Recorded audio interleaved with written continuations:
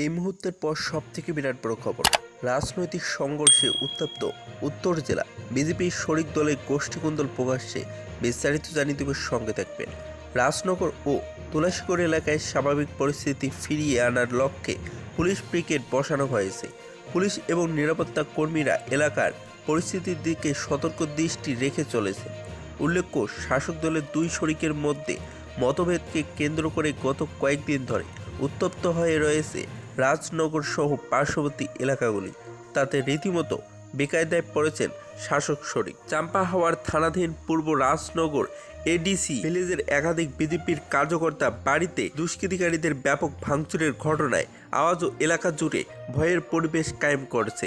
যদিও এলাকার বসানো হয়েছে পুলিশ ব্রিগেডিং এবং ইতিমধ্যেই রাজ্য বিজেপি প্রদেশ কমিটির সম্পাদক ডেভিড দেববর্মা ক্ষতিগ্রস্ত দলীয় কার্যকর্তাদের বাড়িতে যান এবং ঘটনার খোঁজ খবর নেন।